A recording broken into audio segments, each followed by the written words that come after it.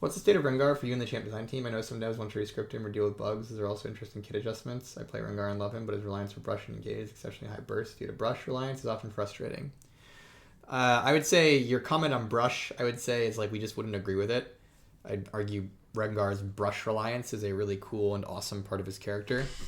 I think Rengar's, in quotes, problem is that he's completely unplayable for anybody that's not a challenger level League of Legends player because of how his combos work. So if there's any work I would do on Rengar in the future, it would be trying to make it so he's more playable by the average human. Because Rengar, as he is right now, has to be like exclusively balanced around like challenger players basically because of how his combos work. And so I think that's like the rough part for him. That said, I think he's a cool champ and overall like, you know, pretty sweet. Great character, but yeah.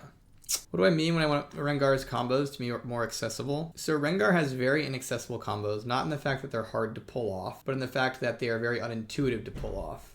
You have to memorize a sequence of button presses to be pressed within basically quarter second. And those sequence of button presses are awkward to memorize and hard to understand. And so it creates a character that's really only usable. He's really only viable if he's one-shotting you in like almost instantly. And the only way to do that is to like roll your hands over the keyboard in the exact right way in like under a quarter second. And that's actually a very inaccessible way for a character to combo. Compare that to, say, as an example, Yasuo's combos, where like, you know, he's like going EQ, EQ, EQ. Rengar's like Q, and then hopefully you did it in the right order. Because if you didn't, you do not instantly kill that guy, and then they get away, and if you did, he's dead. Right? And so Rengar is like this character who's very, very specific about these combos, and the combos are actually fairly unintuitive to execute and require like a lot of like exact arcane knowledge. It's very similar to how like to play Nidalee, you need to perfectly understand how jungle timings and movement work. And so Rengar's a guy where like he looks simple, but is actually like very, very complex in terms of how his combos need to be executed. Overwhelmed by having a choice. It's not about being overwhelmed by having a choice. It's about being like, how to say it? In any given moment, there is probably only one right choice to make on Rengar. In any given moment. Doesn't mean he doesn't have choices. It's just in a given moment, there's one right choice to make. And if you don't perfectly input the series of like 3 to 4 keys in that moment in the right order, instead of making the right choice, you'll make the wrong one and die. And so Rengar has this like very high intensity, low forgiveness input scheme on the choices he's making. And that makes him like fairly unplayable for anybody outside of very, very high MMR. So that's kind of some of the issues with the guy. Is it's not that his combos aren't cool or anything like that. It's more just the type of mechanical knowledge needed to execute them properly is something that the vast majority of League players just cannot and will not have. And so it creates a character who has to be almost exclusively balanced around like his like high MMR one tricks. Which is like not necessarily a terrible thing for Rengar, right? Like that's cool. Like Rengar, it's fine if he's a one trickable champion, and like, you know, we're fine with that generally. But Rengar is also a guy that like a lot of players would like look at and be like, I want to play cool Lion Man, and he's just got this very, very punishing combo system that is somewhat hard to penetrate, and I definitely think it affects our ability to balance him for anything outside of Challenger. Rengar's support is terrifying, true, especially when you pair him with an Ivern. Isn't it okay for there to be a few champions that are more available for high MMR? Yeah, there's nothing wrong with that.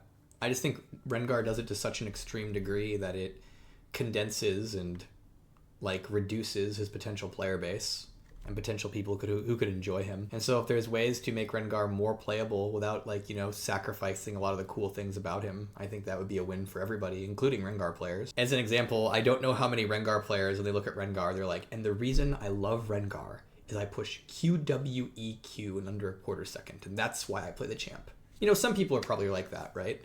But like, there's probably a lot of people, including in Challenger, who are like, and the reason I play Rengar is I like stalking people and jumping out of brush and instantly killing AD carries and then laughing as they cry in all chat, right? Like, there's a lot of really, really appealing, fun parts about Rengar that I'm sure a lot of Rengar mains, all the way up till Challenger play, really, really enjoy.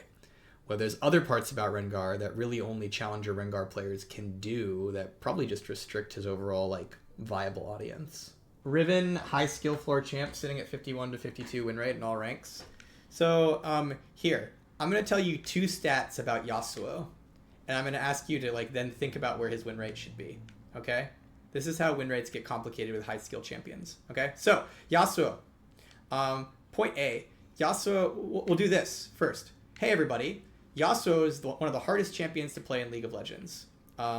Specifically, every single point of game you get in him is going to up your mastery and make you stronger and stronger and stronger at YASUO. So if you're like a 3,000 game YASUO, you're going to be significantly better than like a 5 game YASUO. With that information in mind, what win rate do you think YASUO should have? Should it be above 50 or below 50? He's basically a very hard to play champ who has significant rewards for mastering him. What win rate do you think he should have? Above or below 50% win rate? So people are saying 50, people are saying 49, below. Every champ should be at 50, whatever. I would say with that information, you're supposed to say below 50. Because if YASUO is very, very hard to master, right, that means there's going to be a lot of people playing YASUO who are new at him and kind of trolling on him, so they'd bring his win rate down. But here's another piece of data that's very important. YASUO is one of the most mained champions in League of Legends, meaning the average YASUO player you run into your game has a shit ton of YASUO games. So then, what would that cause his win rate to be? Probably would make sense that it's higher, right? And so the thing I'm getting at here is actually, like, in terms of win rate, things can be very complicated. And so it's like, on one hand, Riven is hard to play. On the other hand, she actually is not as versatile as she would look. And what I mean by that is, like, despite the fact that Riven is hard to play and has a lot of, like, agency, her, like, end, like, win condition is actually fairly fair compared to a lot of other characters. It's like, she's a range-limited champion that has to get on you and burst you down. And so on one hand, Riven should be low win rate because hard to play. On other hand, Riven should be high win rate because almost everybody who plays Riven is a Riven main. And then also, in terms of like how she outputs on the game, she tends to be a lot more fair than other like dashy skirmishers. And so it's like, well, what should her win rate be?